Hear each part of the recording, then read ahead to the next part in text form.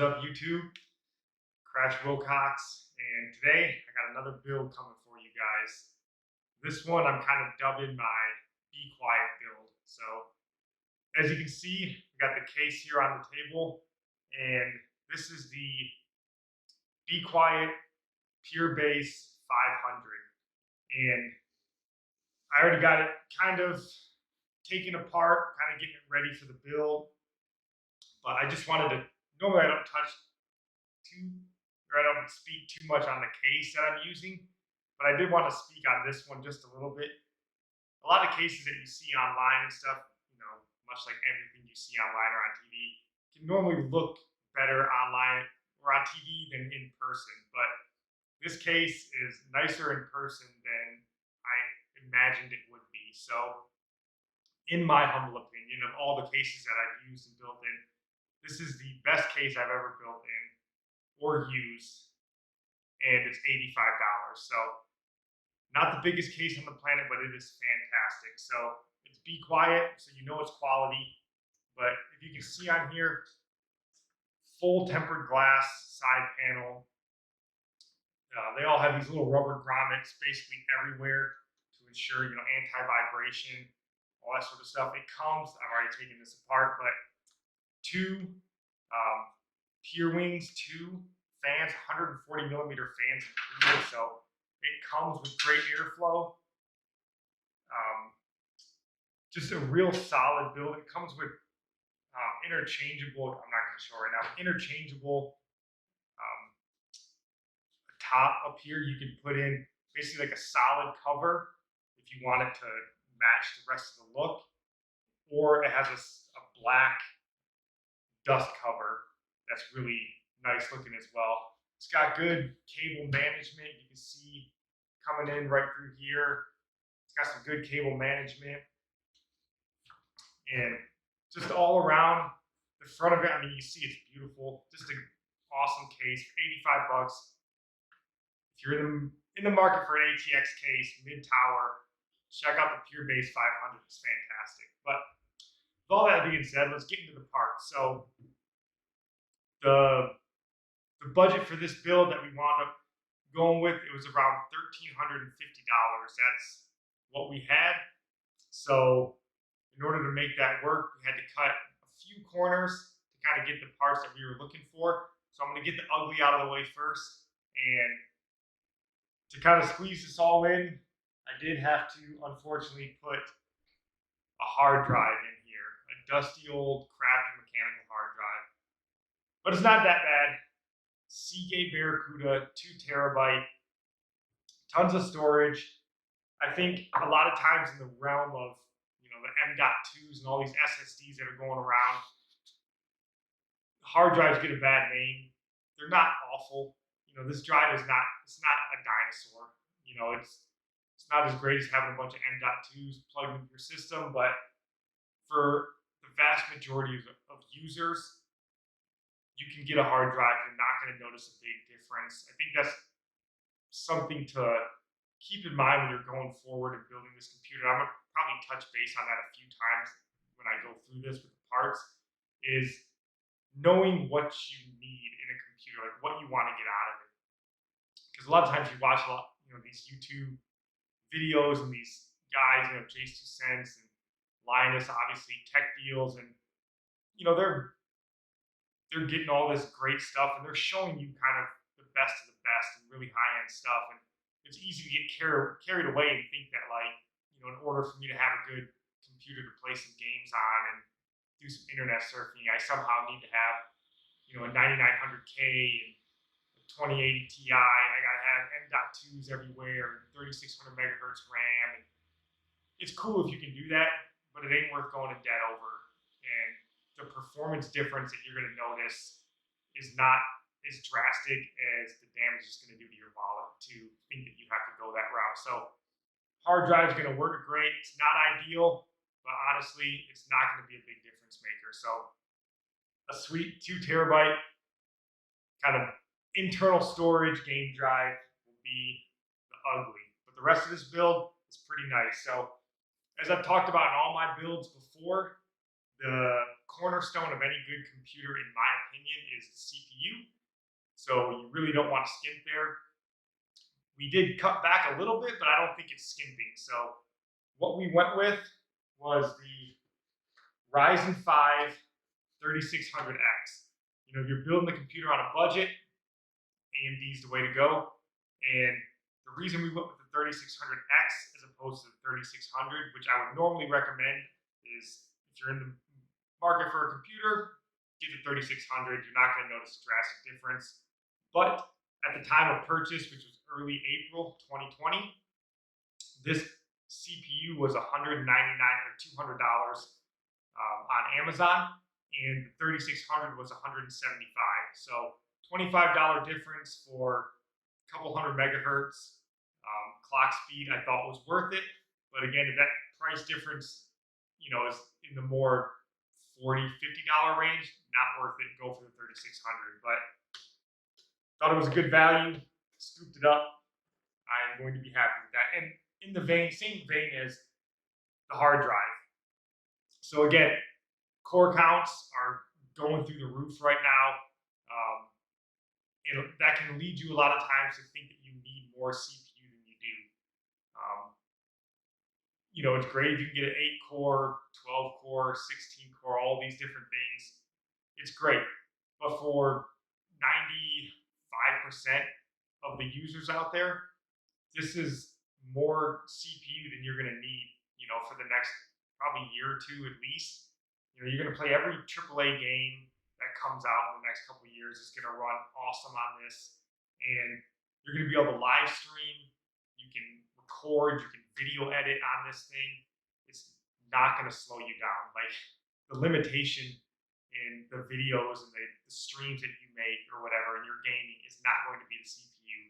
Unfortunately, it's going to be you. So 6-core, 12-thread CPU, it is going to be awesome. You don't need to go out and shell out extra cash thinking that you need to get a 5 gigahertz, 8-core CPU in order to, you know, be on level playing field with everybody else. This is a great CPU. It will not let you down, I assure you, for the next few years. So good value here, $200. And then to build off of that, again, in that same vein of value, for the motherboard, we went with an X470. So obviously the X570 motherboards are out now, but they just are not the same value. And for something like a 3600X, you know, you can get away with a B450, you can get away with an X470, obviously. And in my opinion, I would rather have a nice, I wouldn't call this high end, but more upper crust X470 or B450 than I would a low end X570, because really all you're getting there is Gen 4 M.2, like Gen 4 PCIe support, which, whatever, it's not really that important today. It may be in a few years, but it's not today. So we went with the MSI X470 Gaming Pro Carbon, and I will link in the description a video that Buildzoid did, kind of breaking down the thermals and the VRM on this motherboard in particular, and that's the reason I chose this. It's not the fanciest, but the two things that it does have, it matches the build that I'm going for, which in this case, I'm kind of going for a no frills, no RGB kind of build. And this sort of solid black, you can kill the RGB on the board if you want, using the software, the RGB software on here. But, and I'll turn this around so you can see. But according to Buildzoid, who is probably the authority on this, some of the best VRMs and thermals that you're going to find on an X470 board. And I would feel entirely confident going all the way up to a Ryzen 9 3950X on this board with the thermals and how well this board performs. And it has enough bells and whistles, you know, enough fan headers, USB connectors, has 2 M.2 slots. So it has everything that I'm going to need in a gaming motherboard that can support where I'm at now, starting out with the 3600X, but also giving me some room to grow. So, you know, we'll see where the Ryzen 4000 series lines up. But the cool thing about this, I bought it used on Amazon, and I don't know if all of the Gaming Pro Carbon X470s come this way, but it was Ryzen 3000 ready out of the box. And I think on the box it says it's Ryzen 2000 ready, but as of, I believe, November like 19 or something, or maybe earlier, July 19, is when the BIOS update came out. So I don't know if whoever had this before updated the BIOS already, but it was Ryzen 3000 ready out of the box, so that was a plus. And then going on from here, so 3600X comes with a cooler. I don't know the name of it. It's the Wraith Stealth or Wraith Spire. I don't know which one, but it's the non-RGB, perfectly solid cooler. But we're not using that because it's the Be Quiet build. So we're going Be Quiet. And this cooler is absolutely 100% overkill, but Dark Rock Pro 4, an absolute beast of an air cooler. And we went with this cooler for three reasons really. Got it used again on Amazon, so the price was right. Got it for, $98 for the motherboard as well. $72, I believe, for the cooler. So got it for a little bit of a discount. And aside from the price, the other two reasons that we got it. Number one, it's Be Quiet, so it fits the Be Quiet build. And this is a monstrosity of a cooler, so this case may be a little bit small for it, but the airflow is great, not a big deal. And then the third-ish reason, I suppose, why we got this is sort of in the line of what I talked about on here. I feel confident growing on this motherboard into a Ryzen 9 if I decide to go that route. And this cooler will work perfectly fine. It'll cool a Ryzen 9 3950X with no problem. It says on here 250 watt TDP. So this, you can grow with this cooler and it will not be a limitation for you. Like I said, all the way up into the Ryzen 9. And then again, we'll see what that 4000 series looks like, but I imagine this thing isn't going anywhere anytime soon. So next thing that we got here, the power supply. So in the vein again of Be Quiet, we went with the Be Quiet, what is this called? The Pure Power 10. And paid a little more for this than I wanted to, but again, once I decided on the Be Quiet build, it was kind of set in stone. So paid $120 for this on Amazon. You can find it cheaper elsewhere, but I think at the time when I purchased it, the shipping dates, if I would have gotten it cheaper, would have paid less for it. It wouldn't have gotten here until, like I said, I bought this stuff in early April 2020, and it wouldn't have arrived until like mid-May at the time. So didn't want to do that, paid the 120 bucks. And it's a 600 watt 80 plus silver power supply, and it's semi-modular. So not ideal, it's not fully modular, but again, we're going for the all black kind of no frills build here. So the cables won't matter too much, and it is semi-modular, so you can buy some cable extensions if you want to down the road to sort of, make it look how you want it to look. So I'm probably gonna leave it as it is, but great power supply, much like everything here, the case, the power supply, the cooler, they are whisper quiet, which is again something that I wanted to go for here. I've had other computers and stuff, but I wanted to see like, man, what does it actually feel like to use a computer that is, runs cool and quiet, and these will certainly get it done. Be Quiet's fantastic. This will work out well. So, before we get to the last thing, I did include two Silent Wings 3 120 millimeter fans. I don't think that you need these. Oh, it's upside down. You don't necessarily need these in this case. Like I talked about, there's two 140 millimeter fans included with this beast of a cooler. Even without this kind of cooler,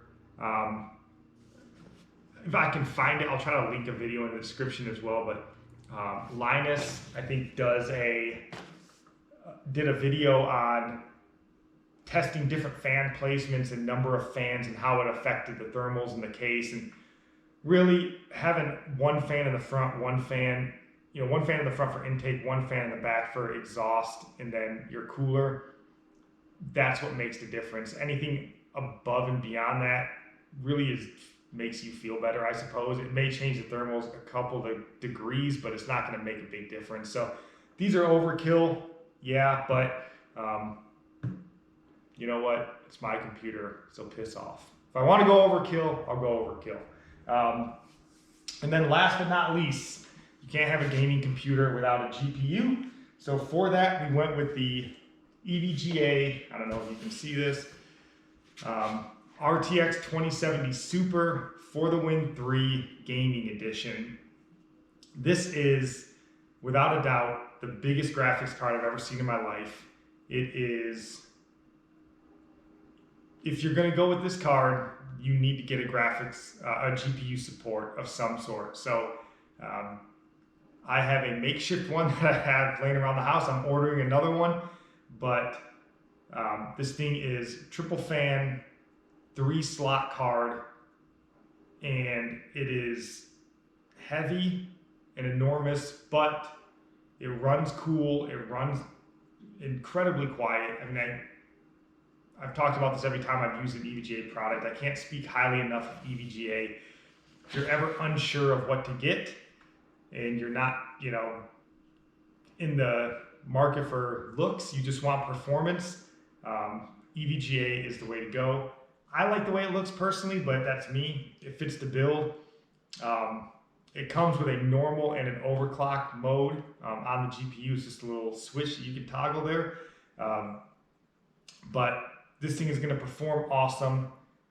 It's going to give me, every AAA game that I want, 60 to 100 FPS, in 1440p for probably the next, I would say safely, probably the next 2 years. Outside of that, who knows? But I would think safely for 2 years. So just an awesome card here. So that's the parts. Oh, I'm sorry. I got this. I think I touched base on it. I didn't get a deal on the fans. I just paid, they're like 23 bucks a piece. So they're expensive, but they're silent and they will increase the airflow. So you don't need them in the build, but I put them in there. And then, oh, I forgot one thing, sorry.